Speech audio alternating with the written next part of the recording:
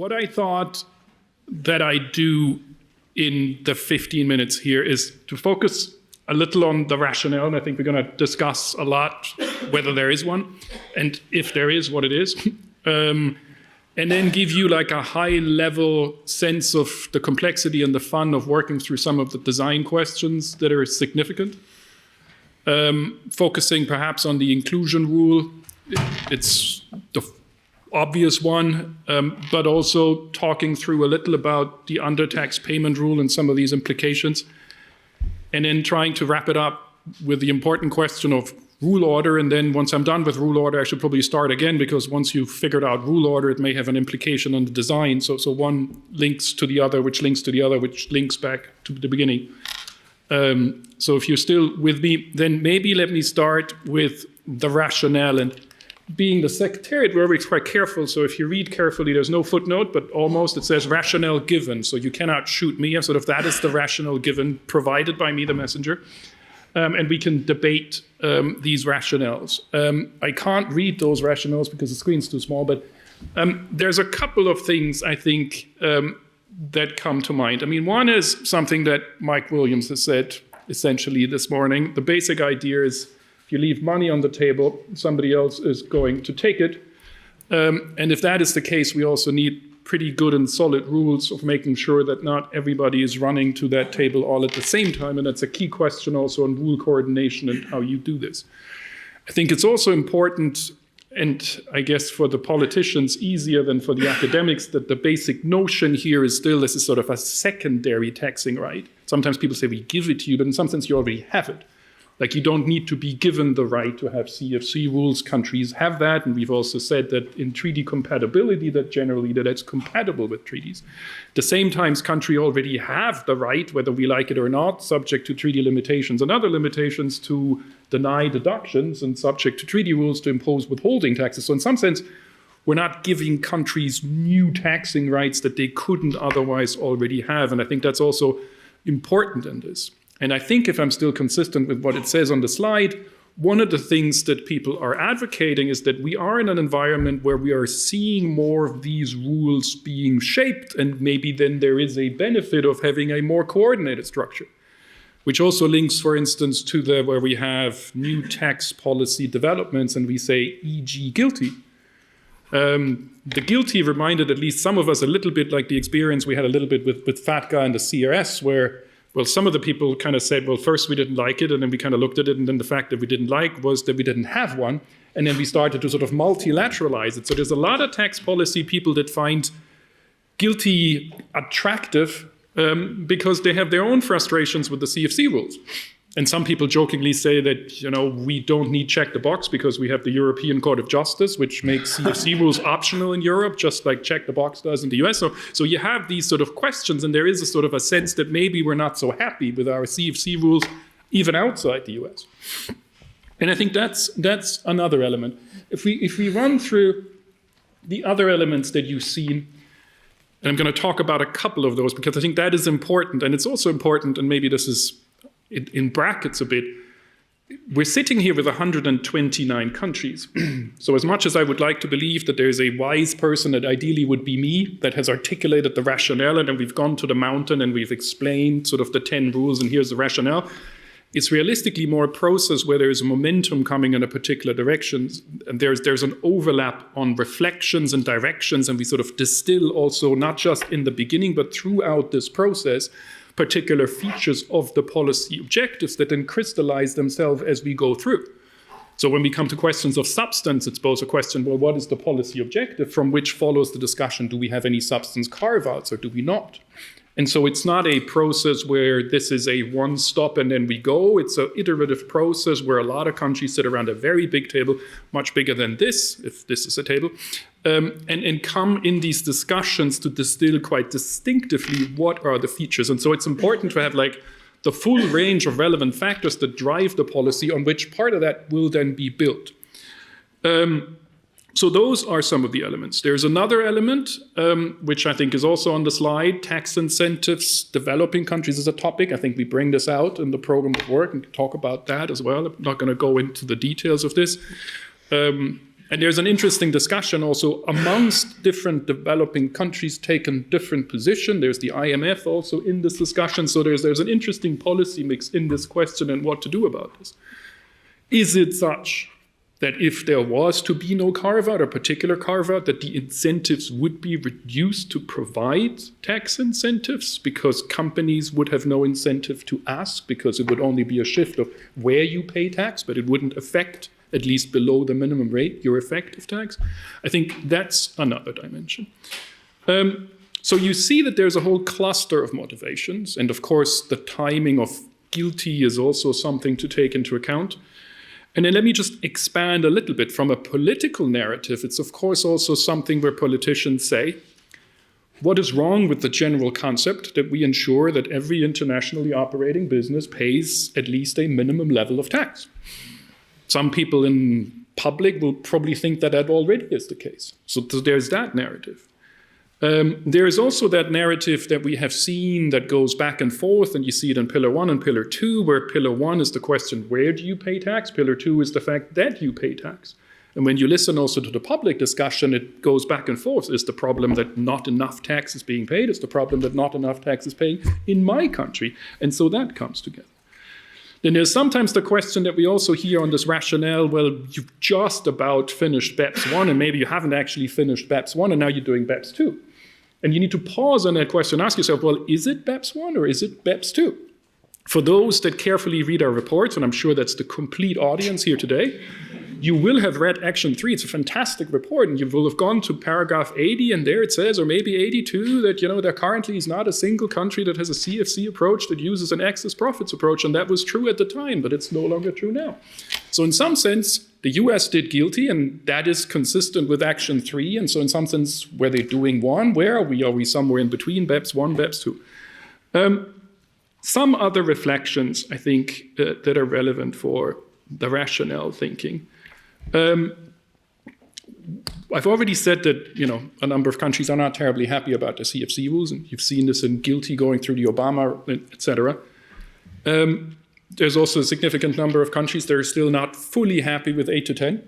That's true in Pillar 1, that's true in Pillar 2. Where are we on some of those intangible, and have we really gotten to the right place?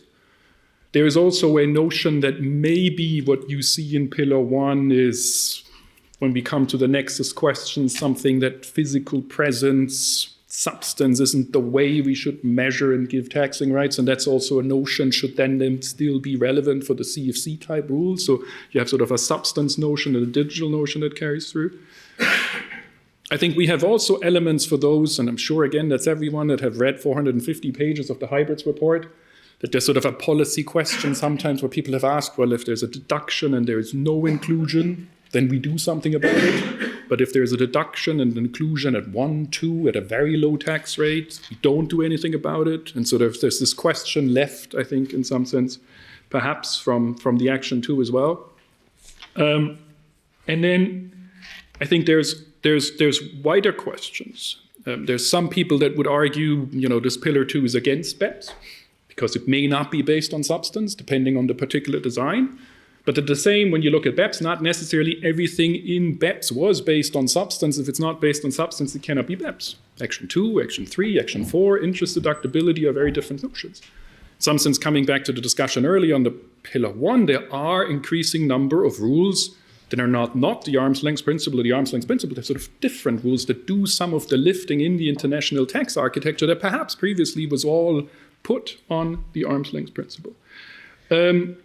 And of course, there's wider questions that several academics have also advanced. Becker English, not my paper, but a great paper to read, on Pillar 2, about the effective allocation of capital and what this might do, positive, growth enhancing, reducing tax-induced efficiencies, going for pre-tax rather than after-tax returns. So there's a lot of different rationales, I think, and I'm going to just expose all these different facets in no particular order, just to give you a sense of what are some of the motivations that to different degrees and in different countries come to the fore when they think about where we should advance in this Pillar 2 space. That's the rationale in my remaining 2 minutes. How quick of it? A couple of sort of design questions. on the pillar. Now, first you see here overall, there's a whole host of rules that come into this pillar. There's an inclusion rule, there's an under-tax payment rule, there's a switchover rule, there's a subject to tax rule.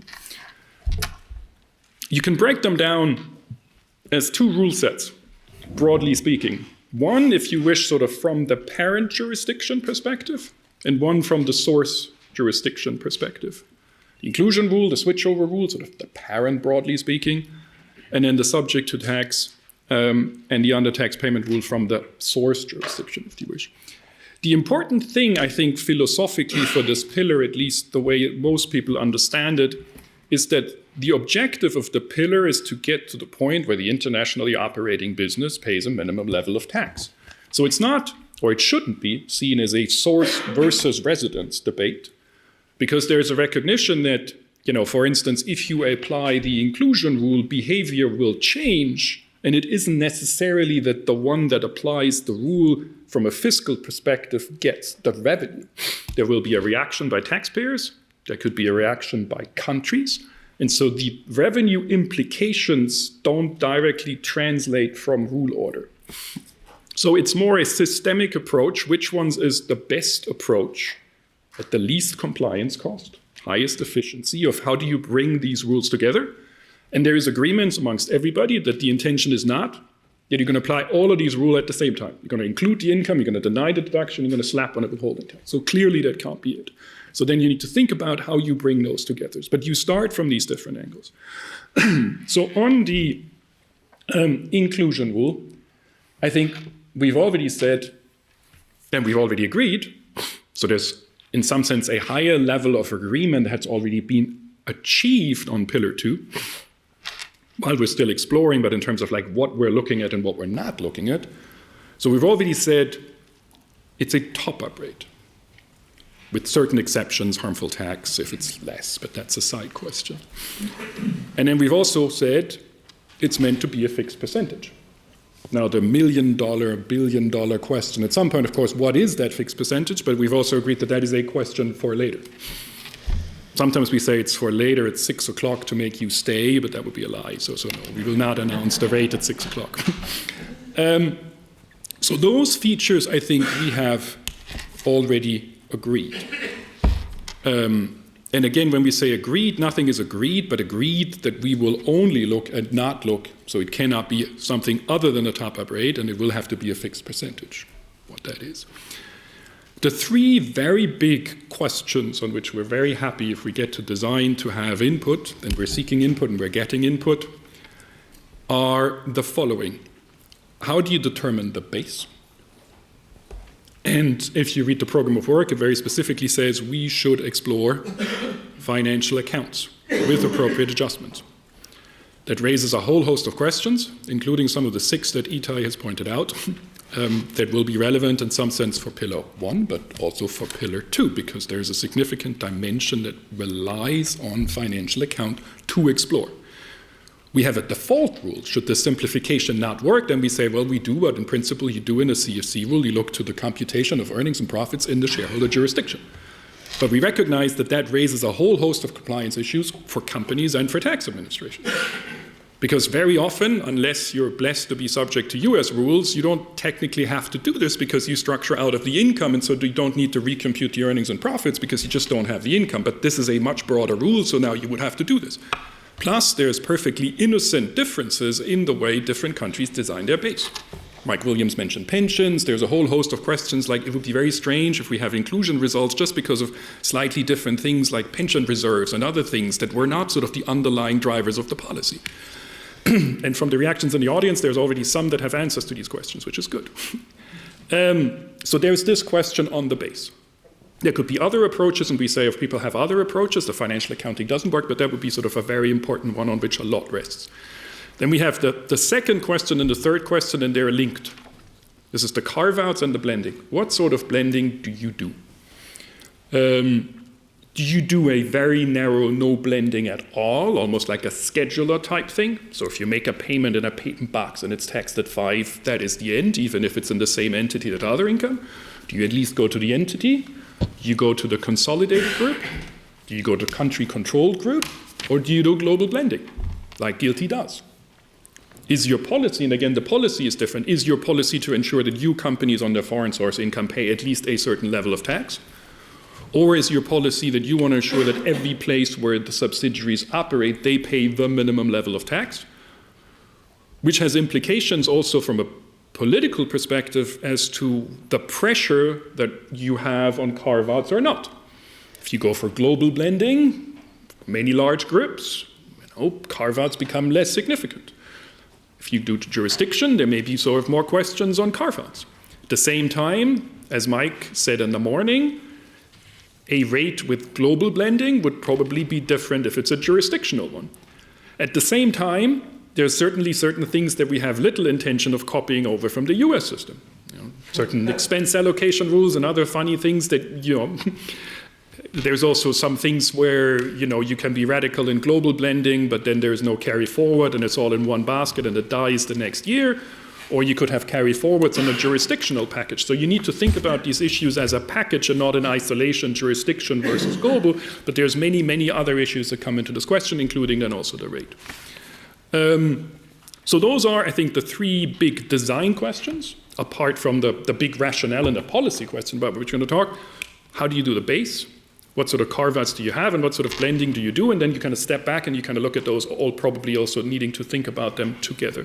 If I have 1 more minute, 2 more minutes. And then there's a whole host of design question, technical issues that are somewhere on my PowerPoint. I'm going to skip them to just keep you on the bigger picture on the rules.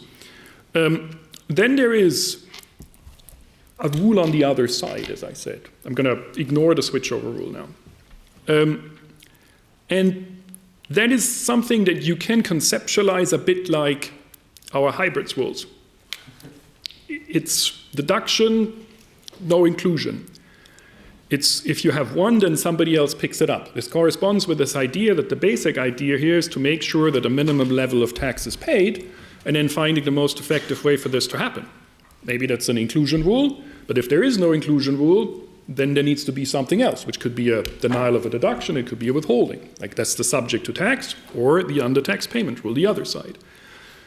It's also fair to say, and this comes to rule order, and this is an open question, we are exploring the rule order. There are certainly a significant number of countries that think, and this is also what the vast number of commentators, with the exception of 1 and 2, have all said, the better way to do this is to have the inclusion rule go first. Many technical reasons about avoiding double taxation. How do you do this? It's easier to do it on the inclusion side. But there may be circumstances where the inclusion rule is hard to do for particular countries with a particular design of their tax system. So you may still then have to have this rule. Of course, there's then also a dimension for some that see the undertax payment rule as an anti-inversion rule. Well, if I am introducing this inclusion rule, my companies might leave. What do? There needs to be some mechanism in the system that stops that behavior, and that's what's driving, at least for a significant number of countries, that's sort of the other side of this pillar, the undertax payment rule.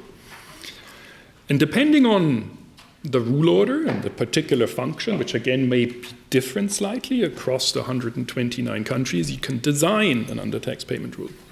Questions that are relevant in the design of an undertax payment rule is, how broad do you build it? Narrow group of payments, broad group of payments, interest and royalties only, or broader? And depending on what you see as the function, you may have a different view on how broad, how narrow you do it. Is it a rule that is getting to be applied, or is it a rule that's more an encouragement to do the other rule, in which case this rule does not get applied because it deactivates the other rule?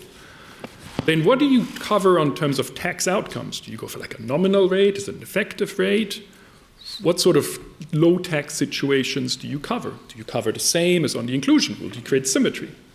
The French are much attracted by symmetry. I'm too. So there's a certain logic that you do this, and so are the Germans.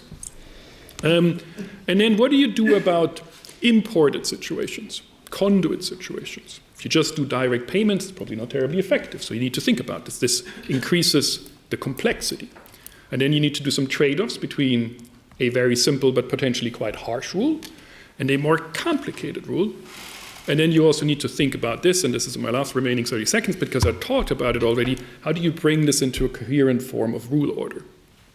Also recognizing that, while I have said that in principle this is meant to be a design to ensure that there's a minimum level of tax being paid, to be open, of course, there's different people at the moment have different views. Some would like to, bring withholding taxes first, deny deductions first, and then have the other country take the credit, because there's also like the burden question and who gets the credit and which way around does it go. So there's many of these questions, I think, that we still have to deal with. But to keep it together, so the blocks, I think we talked about the rationale, basic design of the inclusion rule, the basic function of the under-tax payment rule, and all the challenges that we have in terms of rule order and making this together. So which probably gives us more than 6 questions. Thanks. Very good.